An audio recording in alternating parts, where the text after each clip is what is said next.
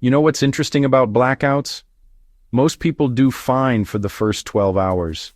The lights go out, and it feels like a novelty. Candles, snacks, maybe some ghost stories. You go to bed thinking, hey, this isn't so bad. But the first night tricks you. The real test starts when you wake up.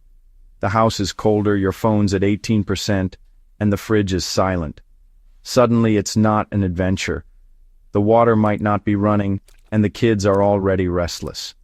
This isn't about surviving the apocalypse. It's about handling real, everyday problems when the grid goes down. The difference between a miserable 72 hours and a manageable one isn't a bunker full of MREs. It's a little science, a little engineering, and a solid plan. So today, we're building that plan together, step by step, based on what actually happens when the power goes out. Let's get started. The power's out. What's the first thing you do? Grab your phone, but now your phone is a lifeline, not a toy. Treat its battery like water in a desert. Ration it. Most people waste battery fast. Put your phone in blackout mode, plug into a power bank, and change your settings. Turn on low power mode, disable Wi-Fi, dim the screen, and silence notifications. Use your phone only for essentials. Make every percent count. Protect your phone's power like your water supply. After power, water is the next thing we take for granted. In a blackout, your water situation depends on where you live. City water might keep flowing for a while, but wells stop immediately. No power, no pump, no water. Most people are caught off guard when the tap runs dry. That's why stored water is non-negotiable. The rule: 1 gallon per person per day. For 3 days, that's 3 gallons each. A family of 4 needs 12 gallons, just for drinking and minimal sanitation. Don't rely on a single case of bottled water. It's not enough. Separate your water. Keep sealed bottles for drinking and cooking only. For washing and flushing, fill your bathtub as soon as the power goes out. Pets and babies need water too. Factor them in. Underestimating water needs turns a blackout into a real emergency fast. Do the math now and store more than you think you'll need. Water is the first thing you'll miss and the hardest to improvise. Plan ahead and you'll avoid the worst surprises. Don't let water be your weak link. When the power goes out, everyone worries about the fridge. Here's the science.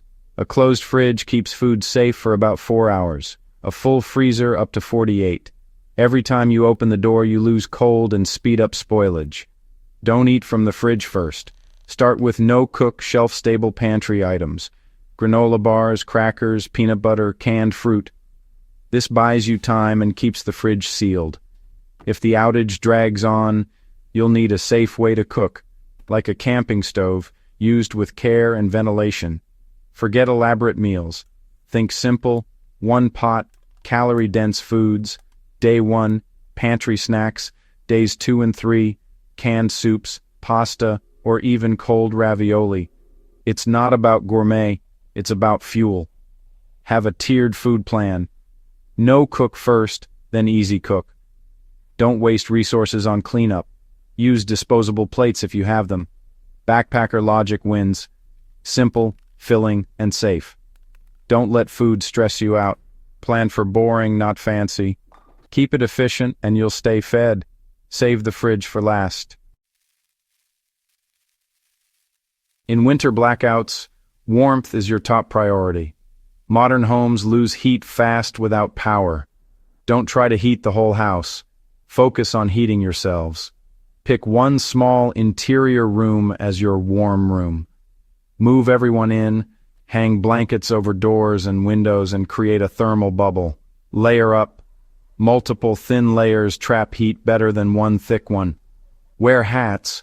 Body heat escapes fast from your head. Pile under blankets or sleeping bags together. Share body heat. Never use grills or stoves indoors. Carbon monoxide kills. If you have a safe indoor heater, great.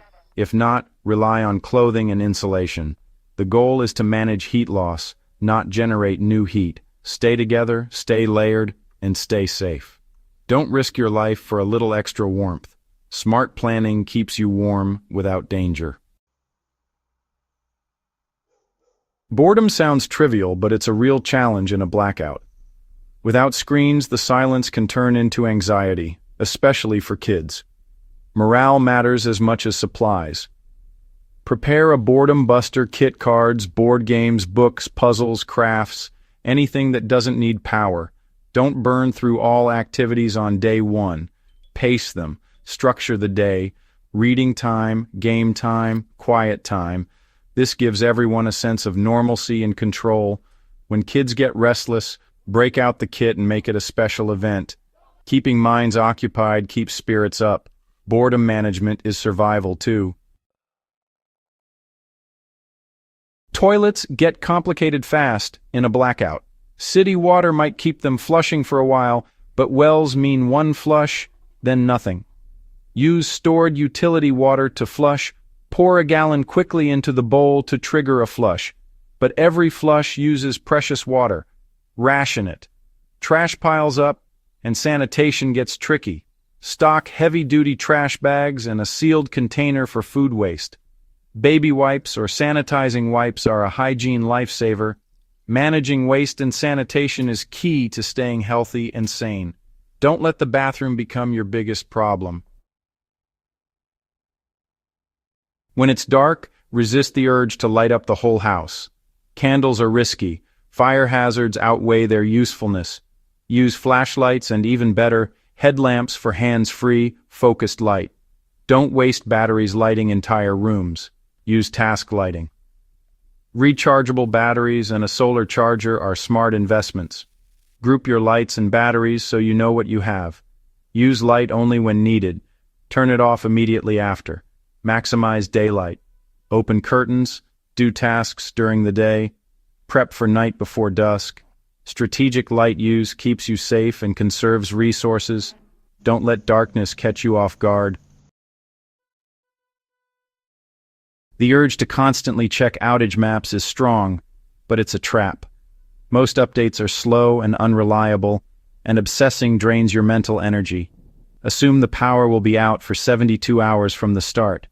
This mindset frees you to focus on what you can control: water, food, warmth, and your plan.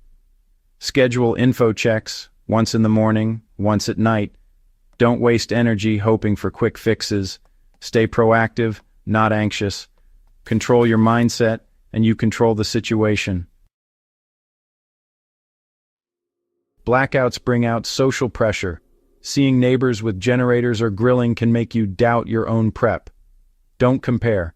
You don't know their real situation. Performing preparedness for show wastes energy and resources. Focus on your plan, your family, your needs. Don't be afraid to ask for help if you need it. Ignore the competition. Your goal is safety, not appearances. Trust your preparation. Run your own race. By day 3, the novelty is gone. Fatigue and frustration set in. Needs become clear: safe water, warmth, food, and basic hygiene. It's normal to feel irritable and tired. The goal isn't happiness, it's function. This is where your plan pays off. Just follow the steps you set up earlier. Don't overthink. Execute the next task. Check water, prep food, stick to your light and warmth routines. Calm and function matter most. You're not powerless. You have a plan. That's what keeps you in control until the lights come back. Stay steady, and you'll get through. The real lesson? Preparedness isn't about drama.